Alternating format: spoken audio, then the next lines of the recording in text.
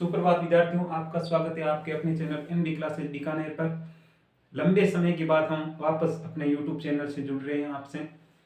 तो हम पहले माँ शारदे को याद करते हुए श्री शिवाय नमस्तुभ्यम, जय श्री नक्त बनासा मेरा आराध्य देव, उन्हीं के नाम पर ये अपने चैनल का नाम है नक्त एनबी क्लासेस बीकानेर, नक्त बनासा क्लासेस बीकानेर। और उन्हीं के नाम पर एनबी क्लासेस मिशन 100 कक्षा 10 के लिए हिंदी विषय का ये हमने हमारी मेहनत से तैयार किया है, हमारे आदरणीय जनों के आशीर्वाद से। और एनबी क्लासेस मिशन 100 हिंदी विषय के बारे में इसमें हमने 95% कार्य पूरा कर लिए। 5% कोई टेक्निकल इशू के कारण नहीं कर पाए, वो आपको बोर्ड पर करवा देंगे। यदि आप इसकी पीडीएफ चाहते हो तो आप इन नंबरों पर कांटेक्ट कर सकते हो और जल्द ही आगे आगाज करते हैं, क्योंकि लंबे समय के बाद वीडियो बनाने के कारण थोड़ी हिचक सी हो रही है मन में। क्लास की बात अलग होती है, लेकिन कैमरे के सामने बोलना अलग बात है। ठीक है, अब शुरू करते हैं। वंदे वाणी विनायको, ठीक है ना। पहले मां शारदे को याद करते हुए फिर गणेश जी को याद करते हुए हम अपनी क्लास का आगाज करते हैं। एनबी क्लासेस मिशन 100 है क्या ये? हिंदी विषय में कक्षा 10 के लिए है। ठीक है, कक्षा 10, जैसे आपने थंबनेल में देख लिया होगा। एनबी क्लासेस मिशन 100 मुख्य ये क्या है? प्रश्नमाला, यानी आपको पेपर कैसे हल करना है, क्वेश्चन कैसे आते हैं, वो आपको मैं यहाँ पर थोड़ा बताऊंगा। ठीक है, एनबी क्लासेस मिशन 100 इसकी अपनी लगभग 10-11 क्लासें आएंगी। ठीक है, और पहले शुरुआत करते हैं 2 पुस्तकें, एक कृतिका भाग 2, एक क्षितिज भाग 2। पहले उठाते हैं कृतिका भाग 2, ये है आपके 11 अंक की। ठीक है, पहले 10 की थी, लेकिन इस बार थोड़ा पैटर्न चेंज कर दिया। 11 अंक की, जिसमें से 3 बहुविकलात्मक प्रश्न और 2 नंबर वाले 2 प्रश्न और एक 4 नंबर का क्वेश्चन पूछता है।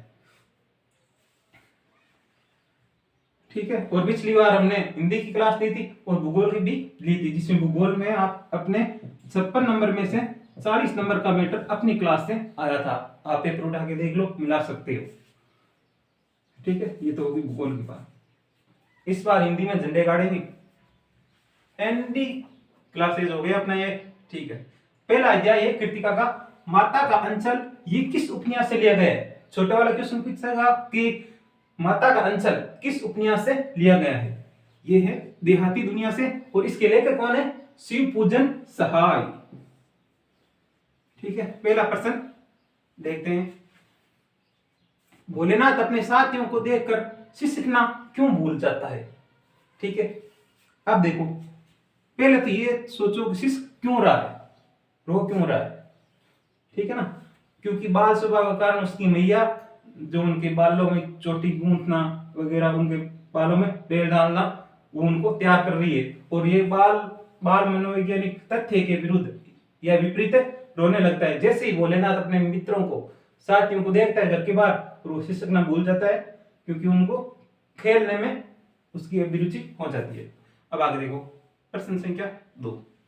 भोलेनाथ और उसके साथियों के खेल और खेल की सामग्री आपके खेल और खेल की सामग्री से किस प्रकार भिन्न है?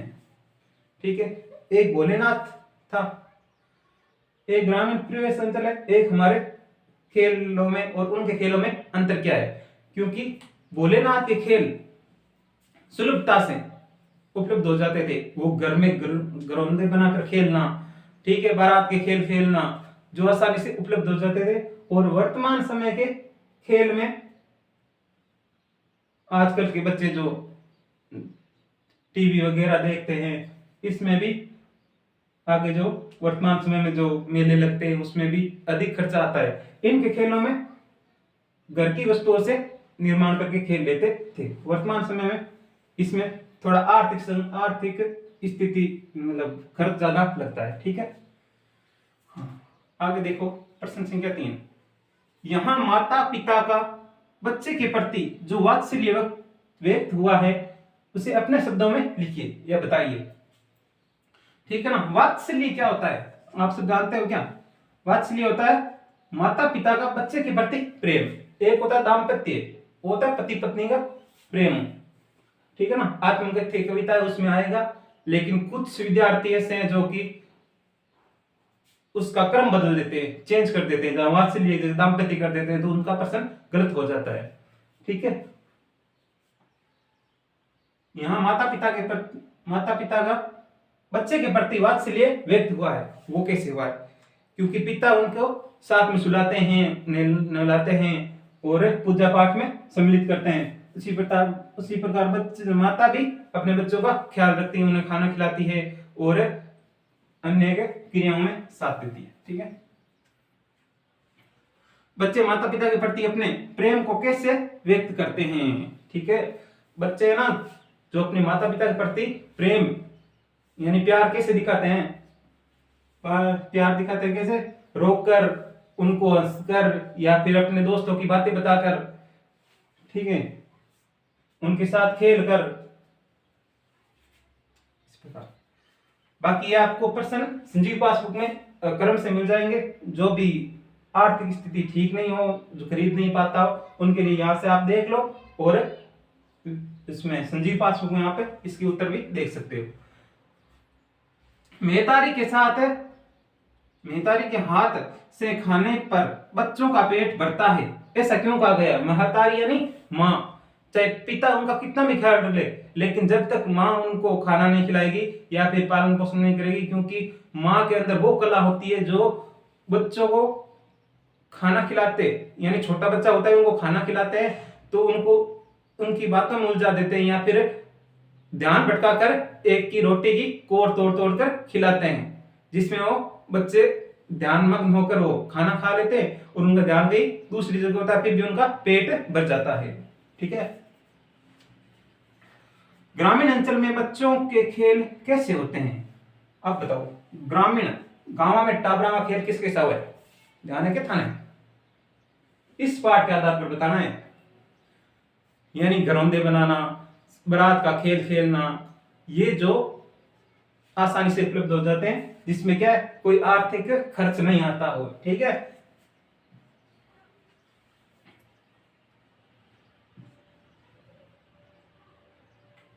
अब देखो अगला क्वेश्चन नंबर 7। लड़के और बंदर पराई पीर नहीं समझते, पंक्ति का भावार्थ स्पष्ट कीजिए। लड़के और बंदर, लड़का और बांदरा एक जैसा ही हुआ है, क्यों हुआ है? क्योंकि उनको समझ नहीं होती है कि किस वस्तु का मूल्य क्या है। जिस प्रकार छोटे बच्चे होते अनजाने में ऐसे खेल खेल लग जाते हैं जिनको क्या है पशु पक्षियों को नुकसान या जानवरों को नुकसान पहुंचता है, उसी प्रकार बंदर भी कोई भी कीमती वस्तु उठाकर पटक देते हैं। जैसे आप कहीं घूमने गए होंगे या आपने बंदर देखे होंगे तो कोई भी वस्तु छीन कर ले जाते हैं, फिर उनको कोई मनपसंद वस्तु या केला वगैरह देते हैं तो वो वस्तु वापस छोड़ देते हैं।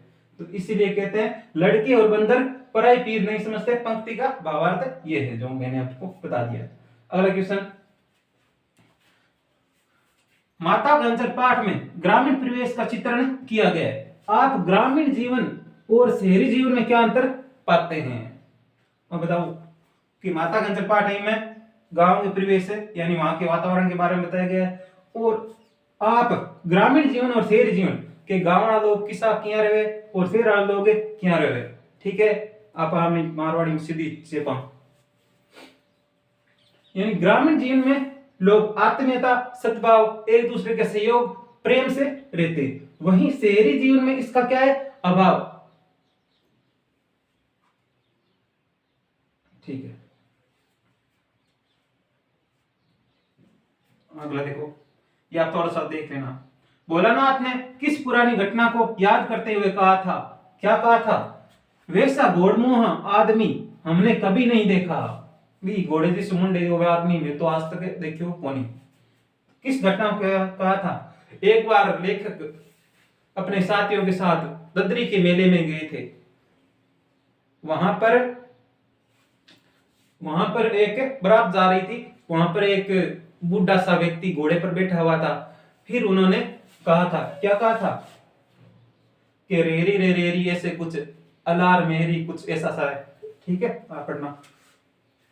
तब उस बूढ़े वर को गुस्सा आ गया था, ठीक है। उन्होंने अपने बरातियों को कहा था कि इस लड़कों को यहाँ से भगाओ ढेले मार कर। ढेले माने ढक्कड़ होता है ना, ढक्कड़ मिट्टी का, ठीक है, पत्थर नहीं कह सकते, ढक्कड़। तब उन्होंने कहा था कि वैसा गोड़मू आदमी हमने कभी नहीं देखा। माता गंजल पाठ के आधार पर तत्कालीन और आज के बच्चों में मनोवैज्ञानिक अंतर को स्पष्ट कीजिए। ठीक है ना, तत्कालीन यानी उस समय की, और वर्तमान यानी आज के समय में, यानी आज के बच्चों में अंतर स्पष्ट कीजिए। प्रश्न को थोड़ा घुमाएगा वो लैंग्वेज के तत्कालीन और वर्तमान कालीन बच्चों के मनोविज्ञान में अंतर कीजिए, यानी उनके मन में कैसा अंतर है, मनोविज्ञान का मतलब उनके मन का विचार। ठीक है, तत्कालीन यानी उस समय के, किस समय की, माता गंजल 1930 के दशक की बात हो रही है। उस समय के बच्चे अपने बड़ों का आदर करते थे, सबका सत्कार करते थे, लेकिन आज के बच्चे इनसे दूर और बौद्धिक क्षमता से युक्त, ठीक है, आज के सब कुछ जानते हैं, सीधा मोबाइल लिया, इंस्टाग्राम खोला, शुरू शुरू शुरू, ठीक है ना। लेकिन उस समय के बच्चे थे ना, वो पुरानी संस्कृति के वो बहुत गुणवान थे, अच्छे थे। आज वाले तो बस अपने माता पिता का कहना मानते नहीं है, और फिर तो आपको पता ही है कि हमारे समाज में, घर में क्या चल रहा है। ठीक है, हाँ भाई, अगला जो क्वेश्चन संख्या 11, माता गंजल पाठ के आधार पर स्पष्ट कीजिए। क्या स्पष्ट करना है, बच्चों पर संगति का असर पड़ता है। ठीक है ना, बच्चे किसके साथ रहते हैं, यानी जो भी बच्चे उनके सहयोगी होते हैं, उनके मित्र होते हैं, उनकी संगति का असर किस प्रकार पड़ता है वो आपको बताना है। ठीक है, इसमें दो घटना का वर्णन किया गया है। ठीक है, पहली तो मोहसन तिवारी वाली। मोहसन तिवारी एक गांव का बूढ़ा व्यक्ति था, उसको बच्चों के सहयोग में आकर लेखक ने चिढ़ाया था ना, बुढ़वा बेईमान मांगे करेले का चोखा, ये कहकर चिढ़ाया था। फिर इसकी शिकायत उस मोहसन तिवारी ने उसके अध्यापक से कर दी, फिर उनको शिकायत की तो उन्हें लेखक को दंड भी मिला। ठीक है, अगला दूसरी घटना होती है, जब लेखक अपने पिताजी के साथ स्कूल से घर आ रहे थे, तब उनके साथियों के साथ उनका मिलन हुआ। और साथी भी कैसे होते हैं आपको पता ही है, संगति का असर पड़ता है कैसे। ठीक है, वो मैं आपको बता रहा हूं। जिस प्रकार वो बच्चे खेल रहे थे, खेल खेल में पशु पक्षियों को नुकसान पहुंचाते उनको एक चूहे के बिल दिखे, उनमें उन्होंने पानी उड़ेलना शुरू कर दिया, फिर उनमें से शिव जी को नाग आए उबारे। ठीक है, तो यानी सर्प बाहर निकला तो डरते हुए आगे कहा, अपनी माता के आंचल में छिप गए। ठीक है, वहां से डर कर भागे।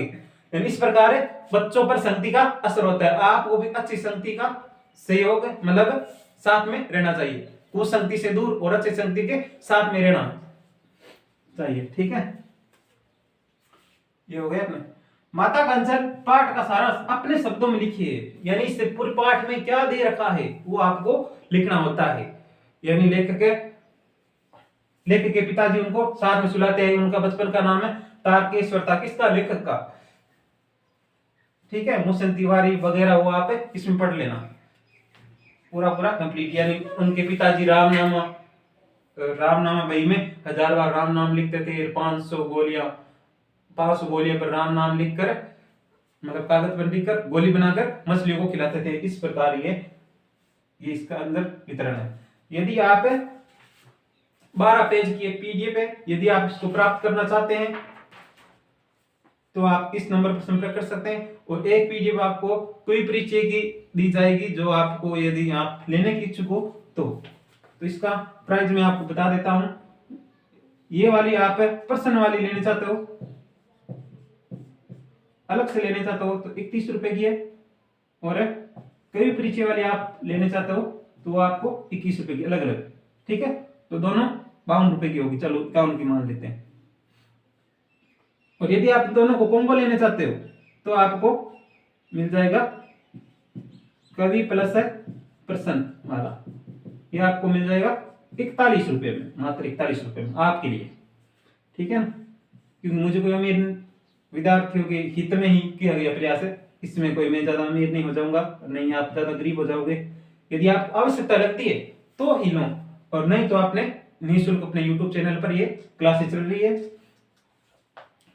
यदि कोई किसी कारण या परिस्थिति में कंटिन्यू नहीं ले पाया तो इसके लिए तो मैं पहले कुछ कह नहीं सकता हूं, लेकिन प्रयास यही रहेगा कि आपको निरंतर पूरा अध्ययन करवाया जाए। और मैं आपको लगभग 10 तारीख तक 10 मार्च तक आपको समर्पित हूं हिंदी विषय के प्रति। जैसे मुझे मौका मिलता है या मेरा कार्यभार थोड़ा कम होता है तो मैं आपको या क्लासेज दे दूंगा। हाँ, और ये आपको पीडीएफ प्राप्त करनी है नंबरों पर संपर्क करो। और कोई भी परीक्षा ऐसा है कि आपको शॉर्टकट ट्रिक में 3 नंबर बिल्कुल पक्के, यदि आप कमेंट करोगे सर हमें कोई परीक्षा की भी क्लास दो, तो मैं आपको कोई परीक्षा की एकदम शानदार बढ़िया क्लास आपको उपलब्ध करवाऊंगा ट्रिक वाइज। ठीक है, जल्दी से याद है कैसे करना है। और बाकी हम इसके अंदर आप मैटर देख सकते हो, ये अपना है एनबी क्लासेज मिशन शो और कक्षा 10वीं बाय बीएल सोनी विषय हिंदी। और ये कृतिका वाले ये क्वेश्चन हमने अभी 12 क्वेश्चन पढ़ लिए हैं। ठीक है, इसी प्रकार साना साना हाथ जोड़ी मधु कांकरिया, ये मैं क्यों लिखता हूँ अज्ञे, ये क्षितिज, ये मुख्य मुख्य कवि परिचय कौन कौन से, डबराल प्रसाद, ये वाला है।